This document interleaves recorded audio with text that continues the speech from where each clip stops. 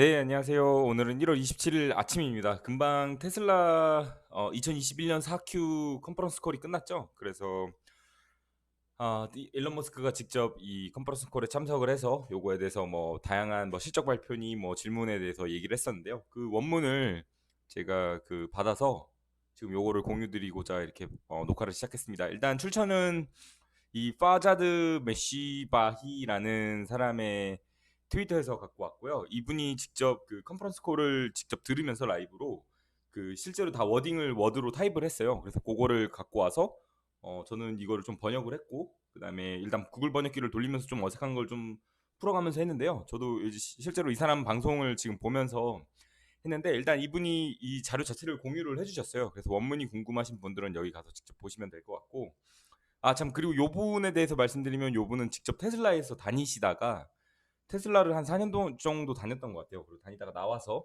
이제 테슬라를 약간 추종해서 이제 투자를 하고 계속 이 가치를 좀 본인에게 맞다고 생각을 해갖고 계속 테슬라를 좀 집중해서 보고 있고 분석을 하는 그런 사람입니다. 아무튼 4Q 컨퍼런스 콜 했던 거 좀 분석을 해보시면, 일단 굵직굵직한 이 Q&A가 나오기 전에, 그 전에 이제 좀 가능성이나 앞으로 어떤 일을 하겠다 뭐 이런 거에 대해서 설명을 했었는데요. 먼저 텍사스 어스틴, 기가 텍사스죠. 그 다음에 기가 베를린 생산이 곧 시작될 거고, 그 다음에 기가 텍사스 내에서는 4680 차가 곧 첫 차가 출시가 될 거고, 아직 새 공장은 없지만 2020년 말에 새 공장을 발표를 할 것이다가 있습니다. 그리고 하지만 2020년 여전히 서플라이 체인 문제는 있고요. 미국 전역이 지금 서플라이 체인 때문에 지금 곤욕을 앓고 있으니까 그 얘기고요. 2020년 큰 성장을 해야 되는 해고 가능성은 50% 이상으로 보고 있다. 그 다음에 2020년엔 FSD, 풀셀프 드라이빙이죠. 달성할 가능성이고, 일론 머스크는 굉장히 낙관적으로 보고 있습니다. 그 다음에 제품에 대한 로드맵인데요. 이거 굉장히 재밌는 내용들이 많았어요. 한번 봅시다. 자, 생산량 확대가 2022년에 가장 큰 목표겠죠, 당연히. 왜냐면 기가 베를린하고 기가 텍사스가 이제 생산을 시작을 하게 되니까. 하지만 신제품을 출시하면 칩 제약, 그러니까 반도체 칩이죠. 공급망 문제로 인해 생산량이 감소될 것으로 보이고 있고, 2022년에는 현재 예상되는 신차는 없어요. 그다음에 사이버, 세미, 로드스터, 뭐 옵티머스 뭐 다 예상되는 신차는 없는데, 내년에 혹시 가능하지 않을까라는 얘기를 했다고 합니다. 그다음에 사이버 트럭은 2023년으로 지금 예상이 되고 있어요. 그래서 좀 아쉽긴 한데, 로봇이 2020년에는 가장 중요한 제품 개발 중에 하나라고 합니다. 이거 직접 머스크가 굉장히 강조를 했는데, 로봇이 실제 차량 사업보다 더 중요하고, 일론은 기본적으로 테슬라가 공식적으로 AI 회사임을 컨펌을 했었죠. 그 컨퍼런스 콜에서. 그래서 로봇이 훨씬 더 중요하다. 그래서 로봇에 대한 일론의 그 좀 이렇게 관심이나 더 이렇게 생각이 좀 무게추가 더 그쪽으로 가고 있다라는 걸 볼 수 있고요. 그다음에 4680 배터리에 대해서는 공급업체 셀이 다른 제약 조건을 초과를 했어요.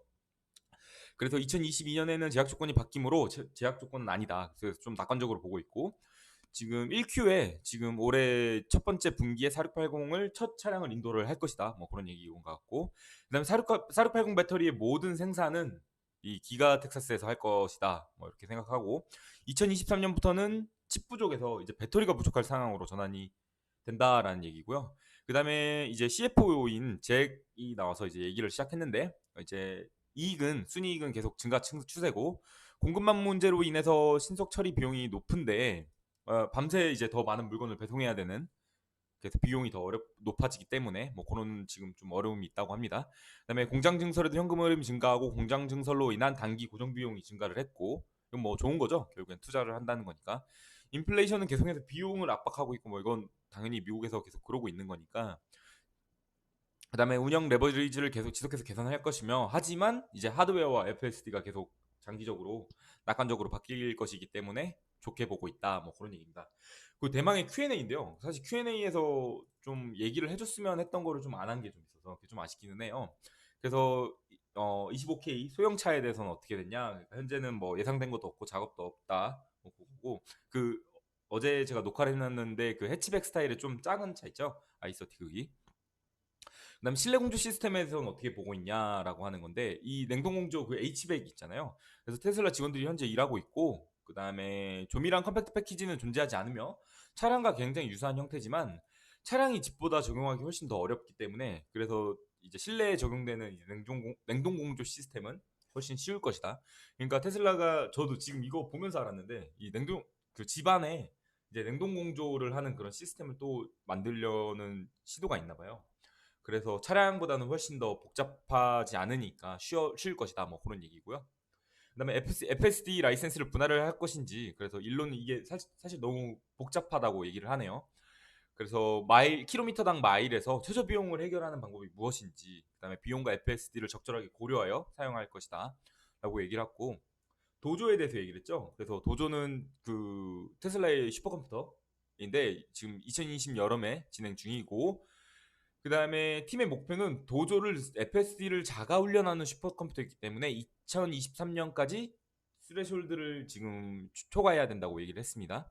그래서 비용의 최적화, 수행 비용이 저렴해야 된다고 하고 도조가 정말 경쟁력을 갖춘다면 테슬라는 다른 회사와 기술을 공유할 수 있다는 얘기도 했습니다. 결국 라이선스 판매 가능성에 대해서 얘기를 한 것이고 일론은 도조가 성공할 것이라고 여전히 생각하고 있고 관련 분야에 대해서 사람을 굉장히 공격적으로 채용하고 있다는 얘기를 했습니다.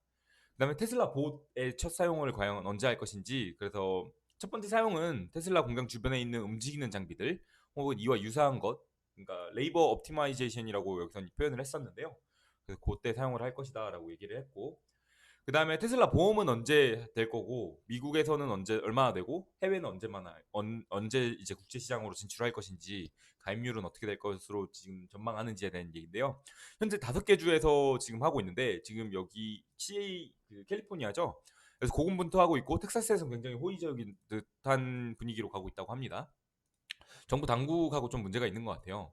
그래서 텍사스에서는 높은 가입을 유지하고 경기가 제대로 작동하는 것을 보이면 미국 전역으로 빠르게 이동할 수 있다고 낙관적으로 보고 있으며 내부 목표는 2022년 말까지는 테슬라 고객의 80%가 테슬라 보험을 가입할 수 있도록 총 5개 주에서 그렇게 보고 있고 뭐 뉴욕, 캘리포니아, 텍사스, 플로리다 뭐 그렇게 되겠네요. 2023년 초엔 국제 시장으로 보험업까지 이제 확대를 해서 이제 진출하겠다는 거죠. 차뿐이 아니라 보험업까지. 현재 공장 및 신규 공장의 지금 예상 최대 생산 능력은 생산 현지에 최적화를 일단 원하죠. 그래서 2022년 말에 새로운 공장을 발표할 예정이다. 그리고 사이버 트럭의 병목 현상에 대해서 얘기를 했는데 사이버 트럭의 병목 현상은 생각 외로 배터리 문제는 아니었어요. 배터리 문제는 아니고 지금 비용적인 문제가 있는 것 같아요. 생산 비용 단가 대비 이제 마진을 좀 높이기 위해서 그걸 측정을 해야 되는데 아마 거기에서 약간 좀 문제가 있지 않나 생산을 하는데 그렇게 보고 있는 것 같습니다. 그리고 이익을 보시면 모델 Y와 모델 3가 지금 총 그 혼합해서 증가하고 있는데 지금 모델 Y에 대한 이익이 더 증가를 했다고 해요.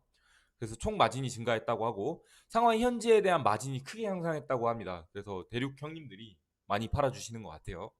그다음 모델 S와 X의 새로 고침은 더 높은 마진을 가져다 주게 되었고 마진에도 도움이 되는 다양한 가격 인상이 있었죠. 사실 그 테슬라 일단 가격 인상이 되게 많았어요. FSD 가격도 이제 올렸고 소프트웨어 가격, 뭐 하드웨어 가격 지금 전반적으로 다 올리고 있으니까 뭐 근데 거기에 더불어서 인플레이션, 공급망, 그 다음에 이런 이슈가 있죠. 그다음 기가 텍사스하고 이제 베를린에 압력이 지금 존재를 하고 그래서 결과가 이해하기 어려운 위치다. 원래 더 나아야 되는데 그래서 사실 좀 실망적이다라는 얘기를 하고 있는 것 같아요. 사실 그 주가가 좀 더 올랐어야 되는 게 아닌가라고 보고 있는 것 같은데 아무튼 2022년은 실제로 FSD의 한 해일 것이며 소프트웨어가 마진을 주도할 것이다라고 굉장히 호언장담을 했습니다.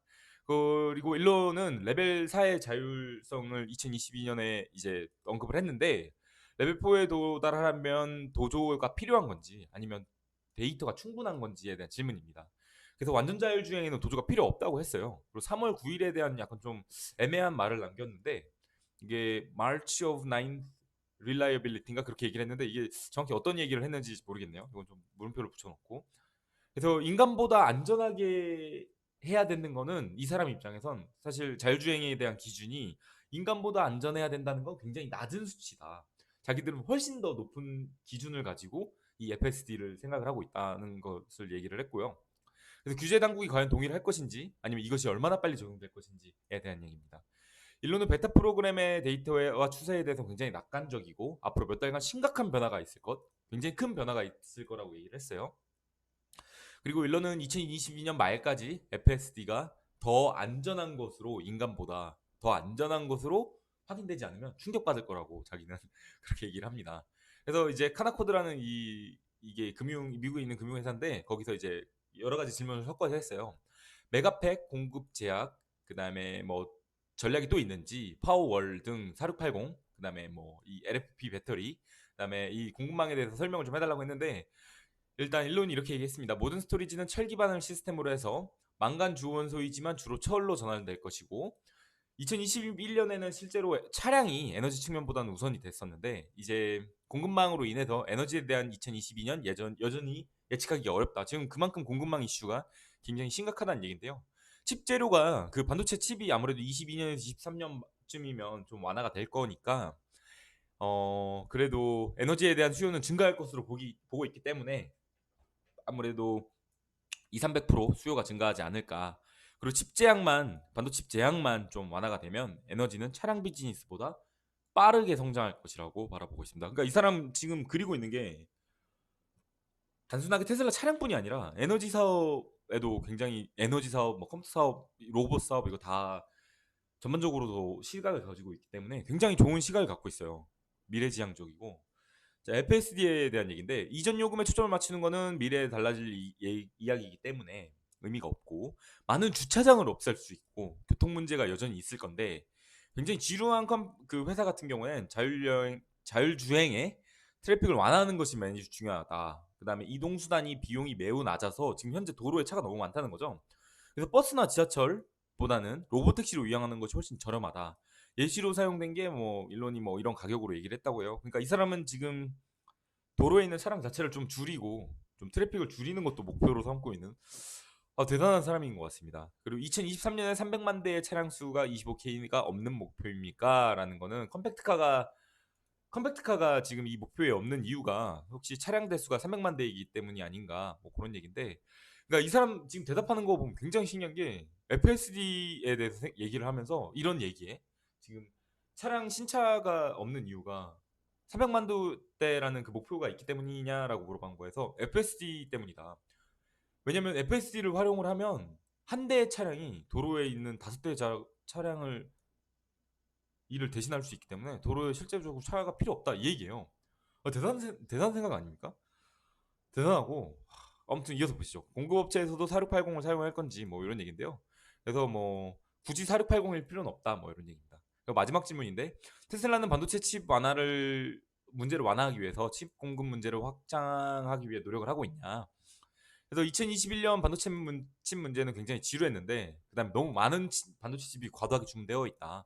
그래서 괜찮아지고 있고, 지향하는 방향은 계속해서 부품을 단순화하는 것이다. 동일한 작업을 수행하는데 더 적은 칩을 사용하는 것이다. 그러니까 효율, 능률, 그다음 미래지향적인 거, 여기에 대해서 계속 얘기를 하고 있죠.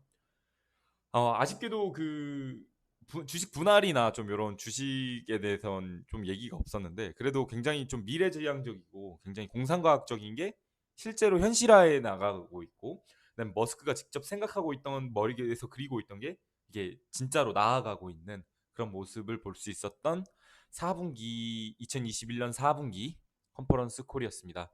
네, 오늘은 여기까지 하고요. 혹시 자료 아까 말씀드렸는데 자료 다시 보실 분들은 원문은 여기에 올라가 있으니까 이분 그 트위터에 가셔서 다운받아서 한번 보시기 바랍니다.